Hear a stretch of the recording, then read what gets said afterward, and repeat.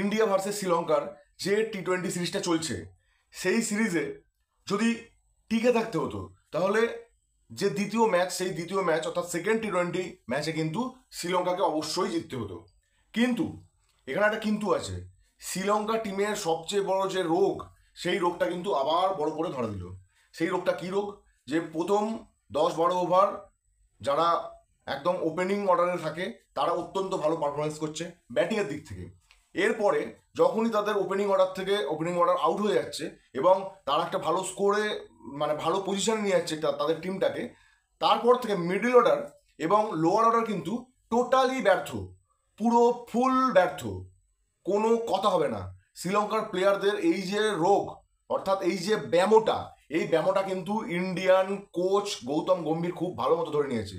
এবং সেইখানকার যে ক্রিজের ক্যারেক্টার, সেই ক্যারেক্টারে কিন্তু বল কিন্তু স্পিনারদের ভালো মতো টার্ন করছিল।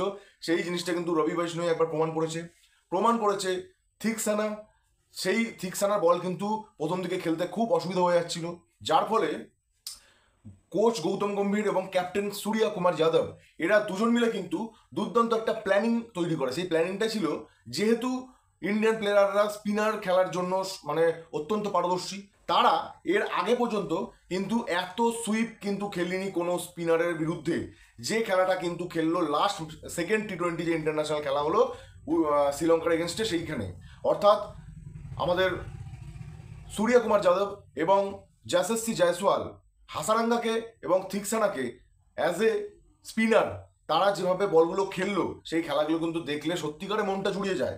এবং তার সাথে সাথে অবশ্যই যে কথাটা না বললে হয় না, সেটা হচ্ছে ইন্ডিয়ানের বোলিং লাইন আপ। ঠিক আছে, সেটা হচ্ছে রবি বৈষ্ণব ইনজিয়ার্ড হয়েছিল। প্রথম ফার্স্ট ম্যাচে বল করতে গিয়ে সে কিন্তু তার ডান চোখের নিচের দিকে কিন্তু একটা বল সজোরে এসে লাগে। যখন সে বল করছিল বলটা ঠিক গ্রিপ করতে পারেনি, তার চোখের তলায় কিন্তু ফেটে যায়। কিন্তু তারপরেও সে কিন্তু ওভারটা কমপ্লিট করে, হ্যাটস অফ রবি বৈষ্ণব। এবং তার সাথে সাথে বলতে হয় যে সেকেন্ড ম্যাচেও কিন্তু দুর্দান্ত পারফরমেন্স করে দেখিয়ে দিল এই রবি বৈষ্ণব। ছেলেটার মধ্যে একটা অ্যাগ্রেশন আছে। 3 উইকেট নিয়েছে 26 রান দিয়ে মাত্র। আরেকজন ভালো বল করেছে, সে হচ্ছে আমাদের হার্দিক পান্ডিয়া, 23 রানে সে 2 উইকেট নিয়েছে। ওভারঅল মোটামুটি ভালো পারফরমেন্স করেছে। এবং সব শেষে শ্রীলঙ্কার যে টোটাল স্কোর সেটা হচ্ছে 161 থেকে থামে 20 ওভারে, জিততে গেলে 162। কিন্তু খেলাটা হচ্ছে যেহেতু শ্রীলঙ্কায়, সেই জন্য সেখানকার যে ক্লাইমেট, সেই ক্লাইমেট অনুযায়ী কিন্তু যখন তখন বৃষ্টি হয়, তাই জন্য বৃষ্টিটা কিন্তু অলরেডি চলে এলো। কিছুক্ষণ ব্যাট করার পর, 1 ওভার মতো ব্যাট করার পর ইন্ডিয়া 1 ওভার ব্যাট করেছে, তারপরে কিন্তু বৃষ্টি চলে এলো। সুতরাং আবার মাঠ থেকে উঠে যেতে হলো প্লেয়ারদেরকে। তারপর আবার যখন নামলো প্লেয়াররা, তখন কিন্তু টার্গেট বেঁধে দেওয়া হলো ইন্ডিয়াকে 8 ওভারে 78 রান। 8 ওভারে 78 রান কিন্তু ইটস নট এ জোক, একটা কিন্তু খারাপ টার্গেট না, এটা যথেষ্ট ভালো টার্গেট। 8 ওভারে 78 রান। কিন্তু আমার মনে হয় এই মুহূর্তে ইন্ডিয়ার যে ব্যাটিং লাইন আপ আছে, সেই ব্যাটিং লাইন আপ কিন্তু এই জিনিসটা চেস করার জন্য যথেষ্ট ক্যাপাবল।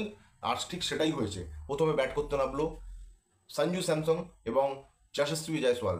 সঞ্জুকে এদিন দলে নেওয়া হয়েছিল কারণ শুভমান গিল কিন্তু অসুস্থতার কারণ দেখিয়ে কিন্তু ড্রপ আউট করা হয়েছিল তাকে, এবং সঞ্জুকে চান্স দেওয়া হয়েছিল।